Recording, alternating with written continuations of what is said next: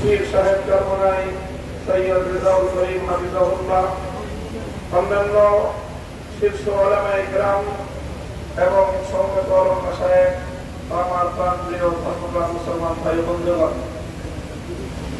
সংক্ষিপ্ত পরিসরে কয়েকটি কথা। আজকের বাংলাদেশের বিশেষত জাতীয় রাজনৈতিক প্রেক্ষাপটে উলামায়ে কেরামের সামনে ঐতিহাসিক সুযোগ এসেছে এবং সুযোগ আসার কারণে তাদের কাছে ঐতিহাসিক জিম্মাদারি এবং দায়িত্ব বর্তেছে। আমরা যদি আজকের এই প্রেক্ষাপটে আমাদের দায়িত্ব পালনে ব্যর্থ হই, ইতিহাস আমাদেরকে ক্ষমা করবে না। এই জন্য তাদের কাছে দায়িত্বের বোঝা। আমরা শুধুমাত্র একজন ব্যক্তি নই, যেমন ইতিপূর্বে অনেক ভাই বলেছেন, হযরত শাইখুল হাদিস আল্লাহ আজিজুল হক রাহমাতুল্লাহ আলাইহির দায়িত্বের জোয়ার এখন আমার কাছে। হযরত পীর সাহেব মরহুম সৈয়দ ফজলুল করিম রাহমাতুল্লাহ আলাইহির দায়িত্বের বোঝা আমাদের বর্তমান হযরত পীর সাহেবের উপর। মুফতি ফজলুল্লাহ কামিনী রাহমাতুল্লাহ আলাইহি সহ আকাবিরদের দায়িত্বের বোঝা আমাদের ভাই মাওলানা মুফতি সাখাওয়াত হোসেন রাজীর কাছে।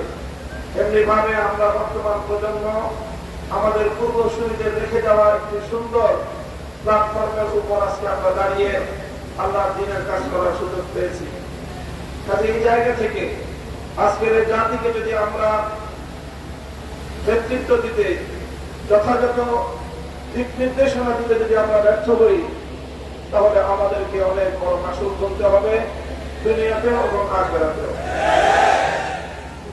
আমি আজকের যে জাতীয় চাহিদা, বিশেষ করে সারা বাংলাদেশের সকল ধর্মপ্রাণ শুধু নয়, যারা ধর্মকে ভালোবাসে, অন্তত তারা ইসলাম প্রেমী সকল মানুষের অভিন্ন চাহিদা হলো ইসলামী নেতৃত্ব ঐক্যবদ্ধভাবে তাদের সামনে অগ্রসর হোক, তাদের সামনে উপস্থিত হোক।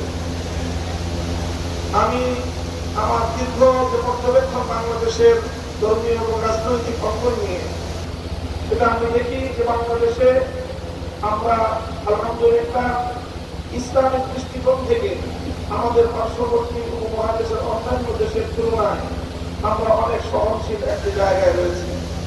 আমাদের বাংলাদেশে ইসলাম পন্থীদের মধ্যে পারস্পরিক ঈমান এবং কুফরের কোনো ইখতিলাফ নেই, মতবিরোধ নেই, যেটা আমাদের পার্শ্ববর্তী দেশগুলোতে রয়েছে। সেখানে শিয়া সুন্নির মতো জটিল বিরোধ রয়েছে। এরপরও সেই সকল দেশগুলোতে আমাদের উলামায়ে দেওবন্দ তারা নেতৃত্ব দিয়ে সেই শিয়া সুন্নি সহ অন্যান্য বাতিল পন্থীদেরকেও বৃহত্তর ঐক্যের মধ্যে তাদেরকে সামিল করে জাতির সামনে ঐক্যবদ্ধভাবে নিজেরা উপস্থিত হয়েছেন। আমি মনে করি বাংলাদেশে এখন ইসলামিক অঙ্গনে 4টি পক্ষ রয়েছে, যাদের মধ্যে আমাদের মধ্যে বিভিন্ন শাখাগত, ফিকহি মাসআলাগত এবং বিভিন্ন আকীদার খুঁটিনাটি বিষয়ে ঈমান এবং তাওহীদ এবং রিসালাত আখিরাত ছাড়া আকীদাগত অন্যান্য কিছু বিষয়ও আমাদের মধ্যে মতপার্থক্য রয়েছে। তবে আমরা সকলে একটি কথায় একমত, সেটি হলো আল্লাহর জমিনে আমরা ইসলামী হুকুমত কায়েম করতে চাই। এই এক কথার ভিত্তিতে এটাই হোক আমাদের আগামী দিনের রাজনৈতিক ঐক্যের বুনিয়াদ। যারা যারা আল্লাহর জমিনে কোরআনিক শাসন কায়েম করতে চায়, তারা আমরা আগামী দিনে একটি ব্যালট বাক্স নিয়ে জাতির সামনে আমরা এক মঞ্চে হাজির হব। আমি মনে করি বাংলাদেশে অনেকগুলো ইসলামিক মহল থাকলেও বাংলাদেশে ধর্মীয় এবং ইসলামী সেক্টরের কিয়াদত উলামায়ে দেওবন্দের হাতে। এটার মধ্যে কোনো ধরনের দ্বিমত অথবা কোনো সংশয়ের কোনো অবকাশ নেই। বাংলাদেশে যদি 4 লক্ষ মসজিদ থাকে, 3.5 লক্ষ মসজিদের ইমামদের এবং মেম্বারের দায়িত্ব উলামায়ে দেওবন্দের হাতে। ধর্মীয় সকল অঙ্গনগুলোকে ঐক্যবদ্ধ করা ঐতিহাসিক দায়িত্ব উলামায়ে দেওবন্দের কাছে। আর এখন অস্বীকার করার কোনো উপায় নেই। দেওবন্দি উলামায়ে কেরামের সাথে সংশ্লিষ্ট যতগুলো রাজনৈতিক সংগঠন রয়েছে, তার মধ্যে সর্ববৃহৎ রাজনৈতিক সংগঠন ইসলামী আন্দোলন বাংলাদেশ। সেই জায়গা থেকে ইসলামী আন্দোলন বাংলাদেশের দায়িত্ব সবচেয়ে বেশি। আলহামদুলিল্লাহ, আমি সাক্ষী দিচ্ছি রাতের মতো এই ঘটনায় আমরা হযরত পীর সাহেব চরমনাই সৈয়দ রেজাউল করিম সাহেব হাফিজাহুল্লাহর মধ্যে সেই উদারতা এবং সেই আন্তরিকতা আমি প্রত্যক্ষ করেছি, আমি সাক্ষী দিচ্ছি। এজন্য আমরা আশাবাদী আগামী দিনে ইনশাআল্লাহ আমাদের পক্ষ প্রতিষ্ঠিত হবে। এই জন্য আমাদের যে কথা আমরা একমত, সেটা হলো আগে আমাদের ওলামায়ে দেওবন্দের নেতৃত্বে যে সকল রাজনৈতিক সংগঠনগুলো পরিচালিত হচ্ছে, আমরা আমাদের মধ্যে আমাদের ঐক্যকে আরো সংগঠন মজবুত করব।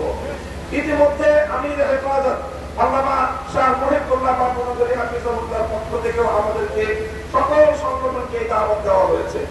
কাজে ইনশাআল্লাহ আমরা আশা করছি যে অদূর ভবিষ্যতে অনতি বিলম্বে আমাদের ঘরানার সব রাজনৈতিক সংগঠন আমরা শিশাগলা প্রাচীরের মতো ঐক্যবদ্ধ হব। এরপরে বাংলাদেশে অপর তিনটি ইসলামী ধারাকেও রাজনীতির ক্ষেত্রে আল্লাহর জমিনে ইসলামী হুকুমত কায়েম করার জন্য তাদেরকেও আমরা তাদের কাছে দাওয়াত নিয়ে যাব ইনশাআল্লাহ। সেটা হলো, একদিকে বাংলাদেশে আরেকটি অঙ্গন রয়েছে আহলে হাদিস সম্প্রদায় হিসেবে বিশাল একটা সম্প্রদায় বাংলাদেশে রয়েছে। আমার যতদূর জানা, তারাও এই বিষয়ে বর্তমান অতীতের যে কোনো সময়ের তুলনায় উদার দৃষ্টিভঙ্গির আমল করছেন। ডক্টর আসাদুল্লাহ গালিব এবং মাওলানা আব্দুর রাজ্জাক বিন ইউসুফের নেতৃত্বে আহলে হাদিস ভাইয়েরা তারা রাজনৈতিক অঙ্গনে ওলামায়ে উম্মতের সাথে ওলামায়ে দেওবন্দের সাথে ঐক্য করার জন্য তারা প্রস্তুত হয়েছেন। আমাদের আরেকটি অঙ্গন রয়েছে যাদেরকে আমরা সুন্নি বলে জেনে থাকি, সেই সুন্নি ভাইয়েরাও আমি আশা করি এবং আমার কাছে যতটুকু ধারণা তারাও ঐক্যের জন্য প্রস্তুত রয়েছেন। তৃতীয় যে আরেকটি গ্রুপ রয়েছে জামায়াতে ইসলামী বাংলাদেশ, যারা দীর্ঘদিন ধরে রাজনৈতিক অঙ্গনে আল্লাহর জমিনে আল্লাহর আইন বাস্তবায়ন করার স্লোগান নিয়ে যারা কাজ করছেন, তাদেরকে আমরা উদাত্ত আহ্বান জানাবো এবং তাদের কাছে আমরা দাওয়াত নিয়ে যাব।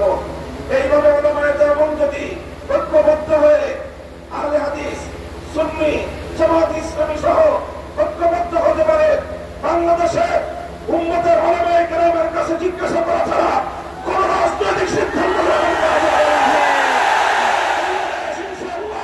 আল্লাহর নিজাম অনুযায়ী চলবে, কোরআনী শাসন বাস্তবায়ন হবে।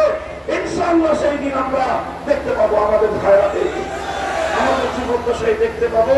আমি আশা করি আগামী নির্বাচন হবে আমাদের জন্য সেই ধরনের বৃহত্তর একটি ঐক্য জাতিকে উপহার দেওয়ার মক্ষম সময়। আমি আপনাদের সকলের কাছে দোয়া চাই যে এভাবে যেন আমরা আমাদের ভূমিকাগুলো পালন করে যেতে পারি। বাংলাদেশ খেলাফত মজলিসের পক্ষ থেকে আমি আজকের এই ভর মজলিসে এই ধরনের কার্যক্রম পরিচালনায় আমাদের শতভাগ উদারতার এবং আন্তরিকতাপূর্ণ ভূমিকা পালন করার প্রতিশ্রুতি দিয়ে যাচ্ছি ইনশাআল্লাহ। নাসরুল মিনাল্লাহি ওয়া ফাতহুন করিম। আসসালামু আলাইকুম ওয়া রাহমাতুল্লাহ।